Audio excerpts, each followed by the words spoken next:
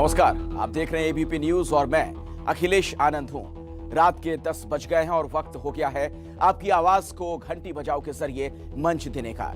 घंटी बजाओ वो शो है जिसमें जन सरोकार की खबरों की तह तक जाकर पड़ताल होती है। इस सिस्टम और सरकार से हर वो जरूरी सवाल पूछे जाते हैं जिससे उनकी जनता के प्रति जवाबदेही तय हो सके। खबर जिसका असर घर घर हो, घंटी बजाओ में हम उसी को जगह देते हैं। तो आज घंटी बजाओ में उस महंगाई की बात होगी जिसने हम सबका जीना मुहाल कर दिया है। तो पहले तो लोग गाड़ी में भरवाने वाले तेल की बढ़ती कीमतों से त्रस्त थे, अब खाने वाले तेल की कीमतें भी बेतहाशा बढ़ती ही जा रही हैं। सबसे हैरानी वाली बात तो यह है कि जो महंगाई चुनाव से पहले हर पार्टी के घोषणा पत्र का हिस्सा होती है, सत्ता में आने वाला दल उसे पहली फुर्सत में भूल जाता है।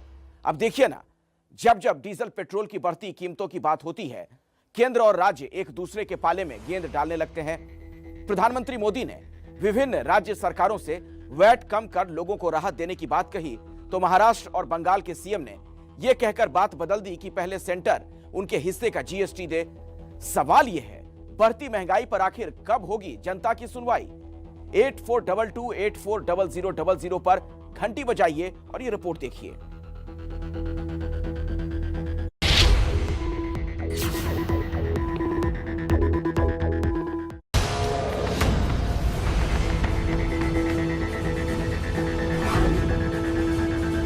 आप अपने राज्य के नागरिकों को वैट कम करके इसका बेनिफिट पहुंचाइए।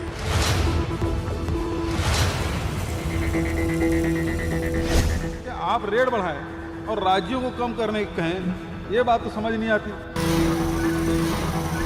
महंगाई सब आपकी पॉलिसीज के अंतर्गत है, उस पर किसी तरीके का भेदभाव ना करें, राज्यों पे भेदभाव ना करें। आप देश के प्रधानमंत्री हैं, कुछ राज्यों के नहीं हैं।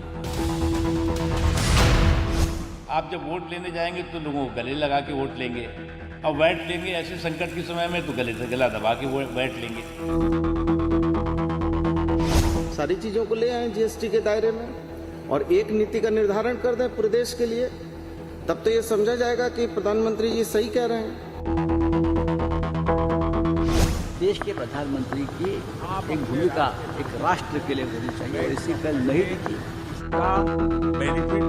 जीएसटी का जो राज्यों को मिलने वाला हिस्सा है, संवैधानिक हक देने के लिए आप उनको रुला रुला के वो संवैधानिक हक देते, फिर किस मुंह से आ जाते हो बोलने की वैट कम कर दें।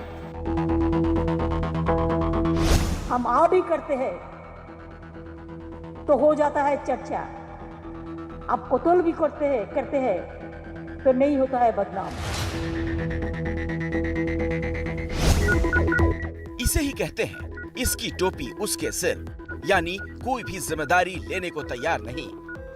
मार्च से अप्रैल के बीच सिर्फ 16 दिनों में पेट्रोल डीजल की कीमत 14 बार बढ़ी। तब सरकार ने कहा अंतर्राष्ट्रीय बाजार में कच्चा तेल महंगा हो रहा है, इसीलिए जनता पर इसका बोझ ट्रांसफर करना पड़ रहा है।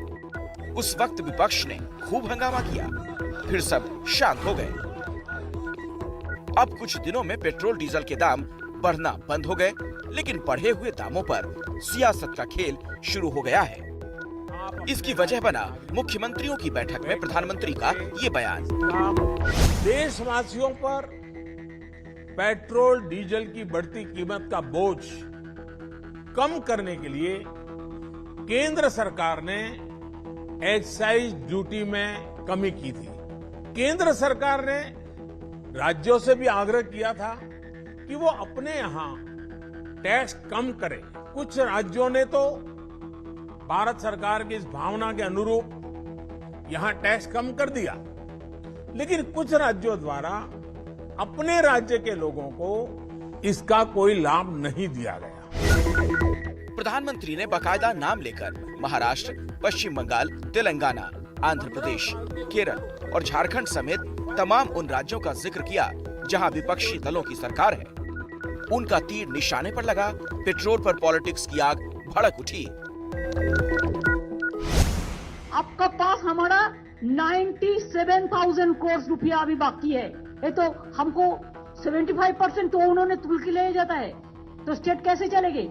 खाली पेट्रोल और डीजल पे मोदी जी का इनकम हुआ है 17.3 लाख 242 करोड़। और आप स्टेट को बोलते हैं, अपना बात तो थोड़ा कहो। सवाल इस बात का है कि आप रेट बढ़ाएं और राज्यों को कम करने की कहें, ये बात तो समझ नहीं आती।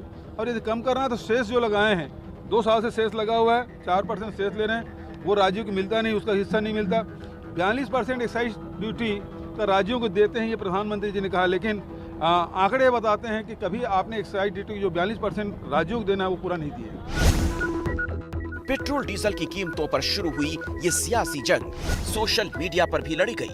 कांग्रेस के पूर्व अध्यक्ष राहुल गांधी ने लिखा, ईंधन की ऊंची कीमत राज्य को जिम्मेदार ठहरा दो, कोयले की कमी राज्य को जिम्मेदार ठहरा दो, ऑक्सीजन की कमी राज्य को जिम्मेदार ठहरा दो, फ्यूल टैक्स 68% केंद्र को मिलता है, अभी पीएम अपनी जिम्मेदारी से पीछे हटेंगे। मोदी का संघवाद सहयोगी नहीं बलपूर्वक है। विपक्ष के इन आरोपों के जवाब में सरकार की तरफ से केंद्रीय पेट्रोलियम मंत्री हरदीप पुरी ने आंकड़े सामने रख दिए। हरदीप पुरी ने लिखा,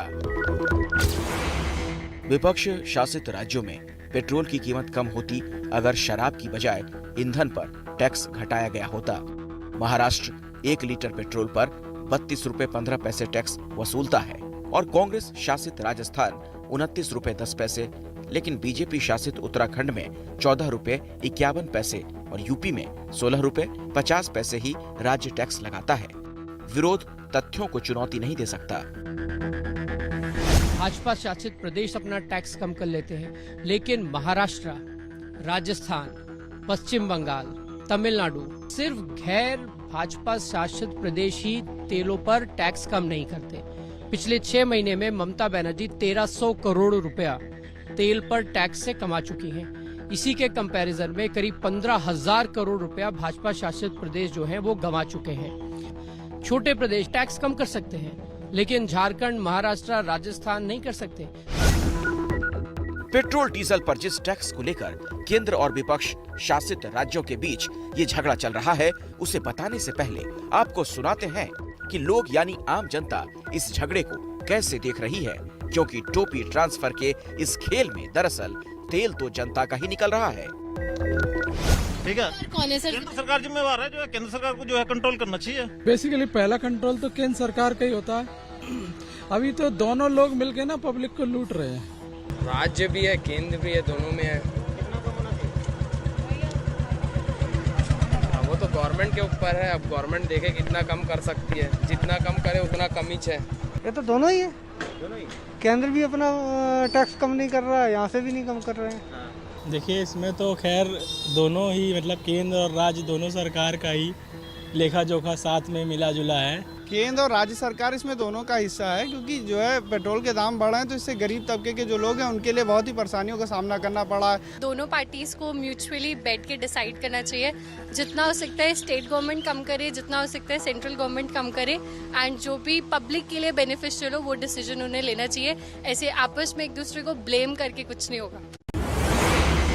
महंगाई की मार झेल रही जनता भी पेट्रोल डीजल के दाम पर हो रही सियासत के इस खेल को बखूबी समझती है। जब 5 राज्यों के विधानसभा चुनाव के दौरान एक बार भी पेट्रोल डीजल के दाम नहीं बढ़े, तब भी लोग जानते थे कि चुनाव खत्म होते ही कीमतों पर लगा ब्रेक हटा दिया जाएगा, और हुआ भी बिल्कुल वैसा ही। पर फिलहाल आपको ये बताते हैं कि राज्यों से जिस टैक्स को कम करने की बात की जा रही है वो दरअसल है क्या। इसे ऐसे समझिए कि जब दिल्ली में 1 लीटर पेट्रोल के 105 रुपए 41 पैसे हम देते हैं, तो उसमें पेट्रोल का बेस प्राइस सिर्फ 56 रुपए 32 पैसे होता है। इसमें ढुलाई का 20 पैसा जुड़ता है, फिर 3 रुपए 86 पैसे डीलर का कमीशन होता है, और इस तरह से पेट्रोल की कुल कीमत बनती है 60 रुपए 38 पैसे। इसके ऊपर 27 रुपए 90 पैसे की एक्साइज ड्यूटी होती है, जो केंद्र सरकार के खजाने में जाती है, और 17 रुपए 13 पैसे का वैट जो राज्य को मिलता है। यानी 1 लीटर पेट्रोल पर आप करीब 43% टैक्स देते हैं, जिसमें से 26.5% केंद्र के हिस्से में और करीब 16% राज्य के हिस्से में जाता है। और यही टैक्स साल दर साल बढ़ता जा रहा है, जिसके कारण पेट्रोल डीजल के दाम आसमान छू रहे हैं। केंद्र और राज्य दोनों ही पेट्रोल डीजल पर लगने वाले टैक्स से किस तरह कमाई कर रहे हैं, उसे ऐसे समझिए। 2016-17 में पेट्रोलियम उत्पाद पर टैक्स से राज्यों ने कमाए 1,66,414 करोड़ रुपए और केंद्र ने कमाए 2,42,691 करोड़ रुपए। वहीं 2020-21 में राज्यों की कमाई बढ़कर हो गई 2,02,937 करोड़ रुपए और केंद्र ने कमाए 3,72,970 करोड़। जनता को बेवकूफ बनाया रहा है दोनों, राज्य सरकार और केंद्र सरकार। मर तो रहा है जनता ना। महंगाई आप 5 रुपया बढ़ता है, 1 रुपया बढ़ता है तो ट्रांसपोर्टर 10 रुपया बढ़ाता है भाड़ा में, लेकिन जब घटता है 20 पैसा तो बस वाला या ट्रांसपोर्टर तो 2 रुपया नहीं घटाता है। जीएसटी लागू हुआ ना, तो पेट्रोल क्यों नहीं है डीजल जीएसटी के अंदर लाया जा रहा है, ये बता दीजिए। दोनों जिम्मेवार है, दोनों जिम्मेवार है। वो बोलेगा राज्य सरकार बोलेगा केंद्र सरकार, ऐसे थोड़े होता है। तो देखिए, सबसे बड़ी जो चिंता की बात है वो ये कि डीजल पेट्रोल की बढ़ी कीमतों का असर गाड़ी में तेल भरवाने भर पर नहीं होता, बल्कि खाने पीने से लेकर हमारी रोजमर्रा की इस्तेमाल वाली कई चीजों के दाम बढ़ जाएंगे। हद तो ये कि अब खाने के तेल की कीमत भी रुलाने लगी है और आने वाले दिनों में और ज्यादा रुलाएगी। कटौती का डिफिसिट पे चल रहा है, जो पुरानी सेविंग्स थी उसी में से सब जा रहा है। जितना इनकम आ रहा है, जिस हिसाब से बजट को सेट किया था, वो डिफिसिट में जा रहा है। 5-6 महीने से हर चीज़ पे करीब 20 से 30% की बढ़ोतरी नोटिस की जा रही है। खाना तो बंद कर नहीं सकते ना। अब आप कहो कि भाई यह है कोरोना की वजह से जो प्रॉब्लम हुई है, तो 4 की जगह 1 रोटी खाना शुरू कर दे, कैसे कर लेंगे? बताओ क्या चीज़ कम हो गई? पेट्रोल का दाम कहाँ कम हो रहा है? नहीं हो रहा, बढ़ रहा है। हंस रो जाता है पेट्रोल डलवाते वक्त, नहीं रोता तो बताओ। हम वो मिडिल क्लास हैं यार, हम किसी के घर तो जा नहीं सकते मांगने, लाइनों में लग नहीं सकते, बताओ लग सकते हैं तो। पर ये है कि हाँ, अपनी कमाना है, अपना खाना है। देखिए, सबसे ज़्यादा तो मध्यम वर्ग लोगों को ही ज़्यादा परेशानी होता है इसमें, वही लोग ज़्यादा मार खाते हैं। तो महंगाई का तो चौतरफा हाँ, सारा चीज़ महंगा हो रहा है, गैस वो सब महंगा हो गया है। कितना दिक्कत हो रहा है? दिक्कत तो होता ही है। जिससे देखिए, ये महंगाई तो बढ़ गया, लेकिन जो हमारा इनकम बढ़ना चाहिए वो तो नहीं बढ़ा ना, तो उसमें तो कटौती करके ही ना हम लोगों को चलना पड़ेगा। लोग त्रस्त हैं क्योंकि गाड़ी चलाने के तेल से लेकर किचन चलाने वाले तेल तक सब महंगा हो चुका है। सरसों का तेल पहले से ही महंगा चल रहा था। रूस यूक्रेन का युद्ध शुरू हुआ तो वहां से आने वाला सनफ्लावर ऑयल भी महंगा हो गया। अब पाम ऑयल पर भी महंगाई की मार पड़ने वाली है। कुल मिलाकर किचन में हर वो चीज बनानी मुश्किल हो जाएगी जिसके लिए तेल चाहिए। खाने के तेल की बढ़ती कीमतें इसलिए चिंता बढ़ाने वाली हैं क्योंकि भारत खाने के तेल का सबसे बड़ा आयातक है, यानी हम दूसरे देशों पर निर्भर हैं और भारत में खाने की तेल की खपत भी काफी ज्यादा है। लोग दालों के मुकाबले खाने के तेल पर ज्यादा खर्च करते हैं। भारत में हर साल करीब 20 से 21 मिलियन टन खाने के तेल की खपत होती है। उसमें से 14 से 15 मिलियन टन आयात किया जाता है। भारत में खाद्य तेलों की खपत में सबसे ज्यादा 45% हिस्सा पाम ऑयल का है और भारत अपनी जरूरत का करीब 70% पाम ऑयल इंडोनेशिया से मंगाता है।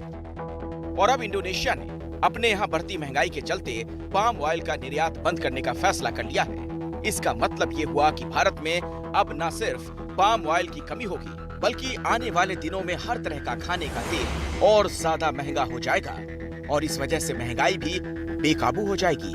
लोगों का कहना है कि महंगाई ने पहले ही घर का बजट बिगाड़ रखा है और अब कितनी बढ़ेगी महंगाई। पाम ऑयल की किल्लत का असर खाने के तेल की महंगाई पर ही नहीं पड़ेगा बल्कि इसकी वजह से वो तमाम चीजें महंगी हो जाएंगी जिनमें किसी न किसी रूप में पाम ऑयल का इस्तेमाल। देश की बात करना सबसे ज्यादा जरूरी है और इसलिए वक्त भी ज्यादा चाहिए। जैसे cake, biscuit, chocolate, ice cream, chips और नूडल्स। इनके अलावा साबुन, शैम्पू, क्रीम, फेस वॉश और लिपस्टिक जैसे कई कॉस्मेटिक में भी पाम ऑयल का इस्तेमाल होता है। पाम ऑयल के दाम बढ़ने पर इन सामानों की लागत बढ़ेगी और उसकी कीमत जनता को ही चुकानी होगी।